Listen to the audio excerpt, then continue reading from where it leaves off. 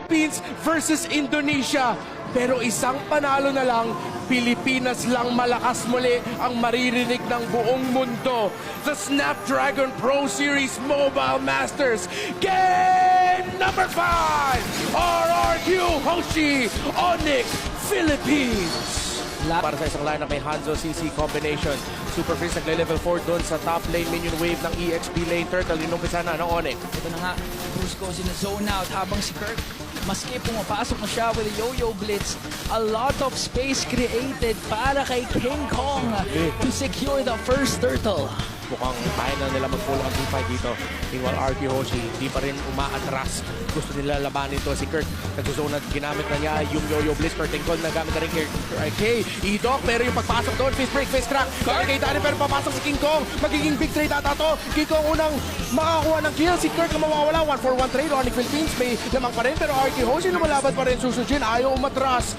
Kaya palabanin ng RQ Hoshi. Okay, Brusco na paggamit na nga doon ng AOG. Kirk for Edok. Turtle, sino mapupunta? Pero nakaisa pa kasi rin. Sabang si Sutsujin naman ang makakakuha ng turtle for the kingdom. That's a good trade for RRQ. Magiging team fight ata to para sa Onyx Philippines at RQ Hoshi. Mahuli si Brusco. Maka-crowd control siya at binigyan kagad ng RQ Hoshi. Pero yung purple buff Ng kingdom ng turtle habang Super Prince Kirk.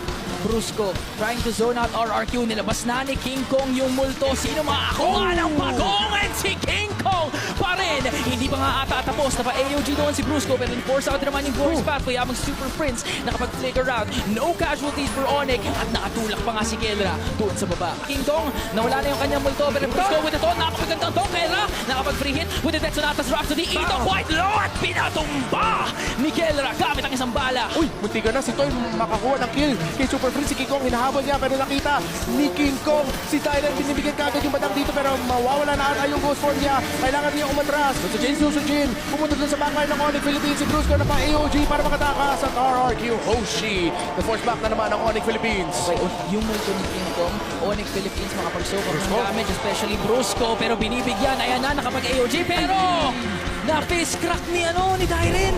Sakto yung pagpasok Super Freeze. Kung sabi ko naman sa likod, si Riz makakatakas siya. Si Karen nagdadamage kay Ito pero yung Lord mapupunta ata sa RRQ Hoshi dahil yung pagpasok ni Tyren. Sakto na naman! Sutsujin! Riz with kills! Objective secures!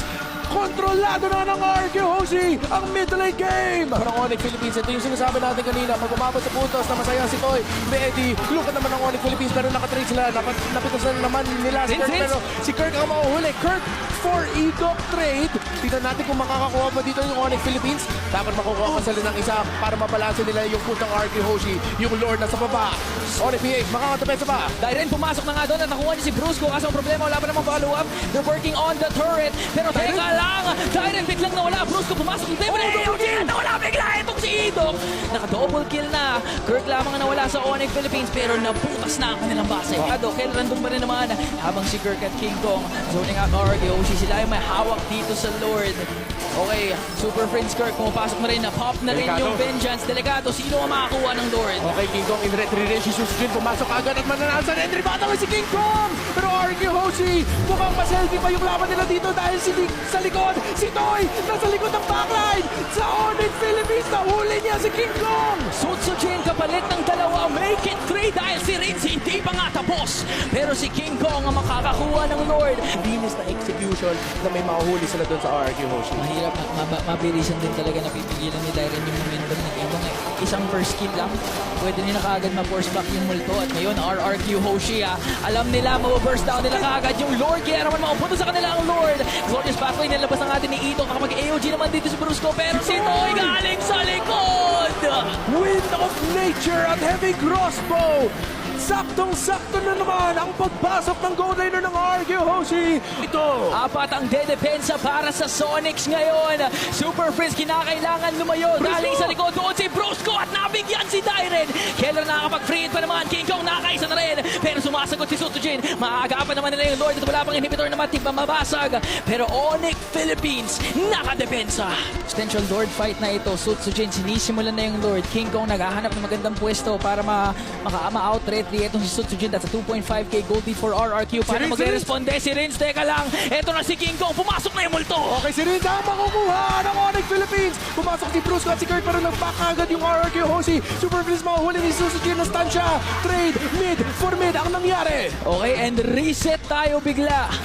Lord, sino makakakuha? Kurt man-to-man defense doon kay Sutsujin. Binaburst down na nga ata ni King Kong. Ayaw nila papasukin nito si Sutsujin. Nag-vengeance out na din si Kurt. Makakaisa nga ba? Nakapag-dash out. Pero teka lang, King Kong may hawak pa rin ng Lord dito. Nilapag na nga din yung Glorious Papa yung base sa taas. Teka lang, si Toy nandun. Si Toy nagsisplit push pero Onyx Philippines gusto pa rin nila lumaban ng Lord pero si Toy napahinto yung pag-split push niya. Guerra unstoppable. Nahuli si Dyra ng Onyx Philippines. Yung Lord, sino makakakuha? Huwag niyong gagamitin yung split push sa amin dahil kaya namin yan. And King Kong, Guerra, the KK Connection ang nangibabaw.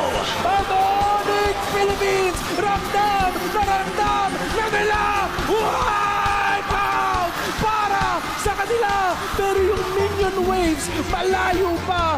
Lord, aabot pa ang Onyx Philippines sa pagpanalo nila. 30 seconds bago pa lumabas si Dairen. Pwedeng ito na nga ata to. Nararamdaman ko na may minion sa gitna. Tatlo ang sumubok. Pero iisa ang oras. Tatlo ang pinabagsak dahil isa lang ang malakas. Bow down to the gods of MLBB. Onyx Philippines! Kahit anong entablado sa amin ng kampyonato, noon, ngayon, at magpakailanman, Pinas lang! Malakas!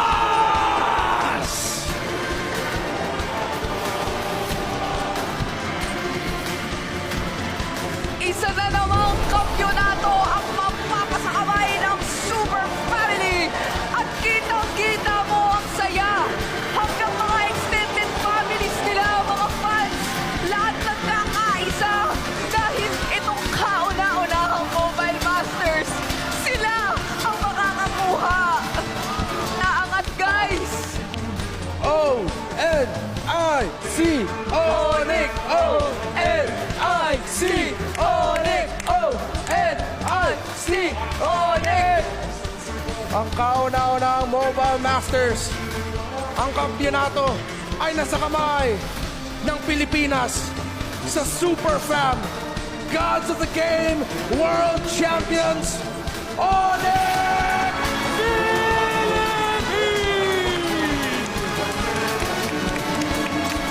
Kanilang pinaghirapan, kanilang nilagpasan. Kahit pa nung una'y maraming nag-aakala at nagdududa sa kanilang kakayahan. Deserve na deserve. At ngayon, kaya naman nagsisitalon ang lahat ng players. Hindi mo maikakaila ng kanila talaga ang naging pagkakapanalo. Very well-deserved victory para sa Onyx Philippines against all the odds. They were against the Kingdom. They were against the single eliminations na never pang naipanalo ng Pilipinas simula nung 2022. But for Onyx Philippines, walang sumpa-sumpa, walang win streak. Ang meron sa atin ay ang Super Family.